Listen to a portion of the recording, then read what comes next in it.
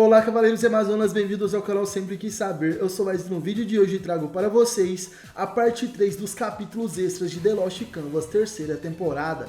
Hoje vamos saber um pouco mais sobre Régulos de Leão e Hiato de Unicórnio nessa história. E lembrando, se você quer ajudar o canal Sempre Quis Saber a manter a produção dos vídeos a todo vapor, ajude pelo Padrim ou então pelo PicPay. Os links vão estar na descrição e o QR Code está aparecendo aqui no cantinho da tela. No mais, recado dado, clica no gostei, se inscreva no canal, ative o sininho e bora para esse super vídeo. Sempre quis saber! Voltando 250 anos no passado, na Guerra Santa entre Atena e Hades, o Cavaleiro de Unicórnio desperta. Essa é a história da dura batalha de quando Hiato ainda era apenas um aspirante a cavaleiro. Vemos o garoto em uma espécie de masmorra antiga, onde símbolos egípcios estavam gravados nas paredes. Hiato, que segurava uma tocha para iluminar aquele lugar escuro, estava com medo e dizia: "Isso é tenebroso, merda, não me disseram que eu tinha que vir a um lugar assim, como prova para conseguir a minha armadura de unicórnio, mas aquele novato Tema não pode me superar." Hiato, mesmo um pouco temeroso naquela situação, se lembra das palavras de Tema que dizia: "Eu fico feliz em te conhecer, sou um amigo de infância da Sasha." Ao lembrar daquilo, Hiato diz que Tema não deveria se referir a Atena assim: "Eu tenho que alcançá-lo."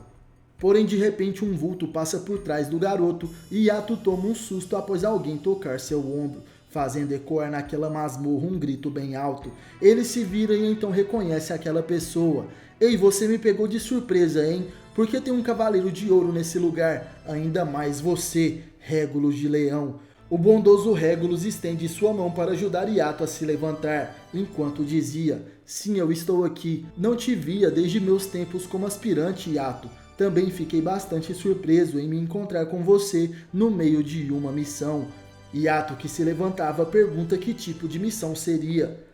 E Régulos começa a sua explicação. "Sim, aqui são as ruínas de um antigo templo que meu pai e os demais cavaleiros de ouro vigiavam. Em seu interior, há uma arma que aniquilou uma civilização antiga totalmente. E essa arma agora começou a funcionar." Hiato então fica surpreso. "Mas espera aí, uma arma tão perigosa que destruiu uma civilização antiga. Quer dizer que, como prova para obter a armadura de bronze, me colocaram em uma missão de nível cavaleiro de ouro?" Régulos então responde que sim, apesar dele não entender muito bem o porquê. Essa era uma prova muito difícil, e então pergunta quem seria o mestre de Hiato. De cabeça baixa, o aspirante a cavaleiro responde: "Meu mestre é o Senhor Cardia de Escorpião, e algumas vezes ele aparece para me treinar." Nesse momento, ele se lembra da tenebrosa face de Cardia apontando sua agulha escarlate. E Régulos começa então a rir. "Entendi, então não vou atrapalhar o seu teste." Hiato diz que não tem problema, ele quer ajudar mesmo que morra de forma repentina nessa missão. "Não precisa ser tão bonzinho comigo." E Régulos responde que não pensava em ser e pergunta se Hiato prefere ir na frente e receber os ataques dos inimigos. Nesse momento, seres com corpo de homem e rosto de águia se aproximavam voando na escuridão da masmorra. De suas bocas, eles lançavam rajadas de energia nos cavaleiros. Régulos e Hiato começam a desviar do ataque e o futuro cavaleiro de unicórnio dizia: "Essas coisas apareceram sem eu notar. Parece que atacam com uns raios de energia." De repente, Régulos puxa Hiato pela camisa e corre enquanto desvia dos raios inimigos. O cavaleiro de ouro então diz: "Talvez essas sejam as armas que dizem acompanhar Umbaba. Quando ele enfrentou Gilgamesh, teremos que encurralá-los usando nossos cosmos." Então responde: "Mas o cosmo, não sei se irei conseguir, mas vamos tentar. Farei isso com a minha própria determinação." Hiato parte para o ataque socando os inimigos e Régulos diz que esse é o espírito e então concentra seu cosmo em uma das mãos. Até então que ele dispara o relâmpago de plasma, derrotando assim todos os inimigos com apenas um golpe. Hiato fica surpreso com aquela força e dizia em pensamentos: "Ele fez isso em um instante. Esse cara, ele se destacava desde a época de aspirante. Isso é surpreendente." O jovem prodígio Régulos de Leão. Este é o poder de um cavaleiro de ouro. Que missão seria confiada a um cara como esse? Mas o que diabos tem dentro deste templo? De repente, Hiato e Régulos se veem em frente ao inimigo, que se cobria em um enorme manto e dizia: "Olá, descendentes de Adapa." Hiato se pergunta o que seria Adapa, e o ser misterioso continua seu discurso. A primeira humanidade de quem descendemos. Esse legado, você é o filho do leão que veio aqui há um tempo, não é? Você ainda transmite sofrimento. Yato então pensava, isso que ele está dizendo é sobre o pai de Regulus, o poderoso herói Elias. O antigo cavaleiro de leão, ele foi quem criou Regulus no meio da natureza, longe do santuário, por conta de sua doença pulmonar. O inimigo, por sua vez, então dizia, os humanos recorrem ao caminho da esperança enquanto acumulam tristezas. E assim como seu pai, você se dedicou ao caminho das batalhas.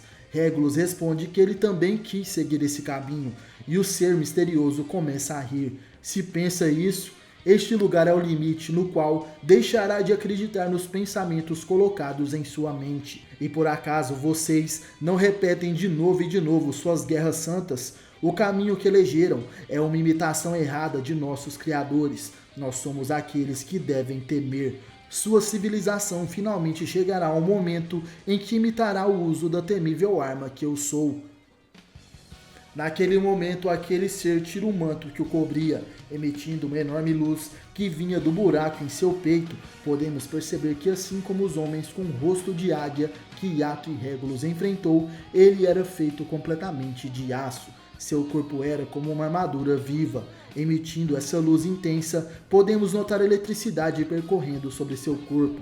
E Regulus percebe que aquilo era um ataque. Ele pula empurrando Yato, que estava extremamente assustado. E o inimigo dizia, o passado é o futuro, e o futuro é o passado. Se eu for utilizado uma outra vez, destruirei toda a civilização, incluindo Atena e Hades. Esse foi o destino daqueles que nos criaram. Extinguir os prósperos, extinguir aqueles que lutam. Nós, usando o Naquis, é isso que somos. Yato, ao ouvir aquilo, gritava, a senhorita Atena virá te deter. Sim, certamente a senhorita Atena revive sempre para lutar, mas desta vez é nós que vamos proteger a terra da destruição. Em frente a Yato estava Regulus segurando a energia que foi gerada pelo inimigo. E enquanto Yato continuava falando, nós juramos combater com nossos cosmos e com nossos corpos, para assim lutar ao lado da senhorita Atena. Nós não precisamos de nenhum tipo de arma, e te mostraremos isso. Regulus então se pronuncia, Yato, eu servirei de escudo para você.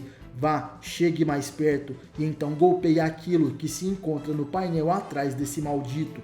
Yato, sem questionar, vai adiante enquanto dizia, agora sim, definitivamente, me tornarei um cavaleiro e responderei às súplicas da gentil deusa da guerra Atena. O aspirante a cavaleiro pula sobre o adversário e estende sua mão, tocando o centro daquela luz que começa a enfraquecer. Yato então pergunta se aquilo o deteu, e sorrindo Regulus diz que sim, porém ele cai de joelhos. Yato então fica surpreso e preocupado. Regulus, você está bem? Eu sinto muito, você deu tudo de si. E Regulus então dizia, não se preocupe, colocar o painel de controle do deus Enki para funcionar também foi uma ordem do patriarca. Yato então perguntava, mas controlar uma coisa tão perigosa não deveria ser melhor destruí-la? Regulus responde que sim, ele gostaria muito de fazer isso, mas se destruirmos o vento venenoso que se encontra dentro disso, ele pode contaminar a terra inteira, a água e até mesmo os seres vivos deste mundo.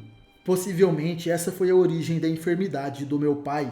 Yato então começa a compreender tudo. Regulus, eu agora entendi. Foi por isso que essa coisa nos atacou freneticamente. Eu me pergunto por que uma coisa como essa foi utilizada na antiguidade. Depois de tudo, nós realmente seguimos a mesma história de quem a construiu. Ainda que nós o protegermos, em algum momento as pessoas construirão algo como isso novamente. Poderemos ser destruídos por nosso próprio egoísmo. Isso me faz tremer, mesmo que com certeza eu morra facilmente na Guerra Santa. Regulus então diz que nada, você com certeza vai sobreviver, Yato. Você é surpreendente. Um cara que pensa, Yato. É como meu pai sempre dizia, este mundo revive várias vezes. Evoluímos herdando as coisas boas diante da inevitabilidade da morte. Eu herdei muitas coisas do meu pai e o mundo com certeza se tornará melhor. Yato, observando Regulus, começa a sorrir e de repente uma voz fala, estou de acordo. E você está pronto para se tornar um cavaleiro? Você acha que é hora de falar destas coisas? Quem chega até aquele local é Cardia de Escorpião, demonstrando sua enorme agulha escarlate e amedrontando assim Yato, que fica surpreso.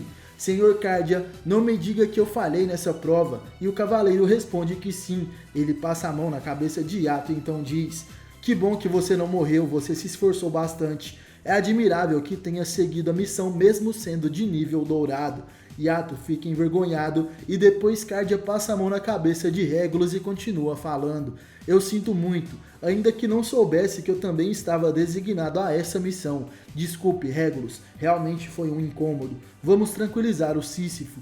Além disso, eu também fiquei com raiva quando aquele cara desprezou a Sasha. Se você não o tivesse colocado em apuros no final, eu teria batido nele sem perceber.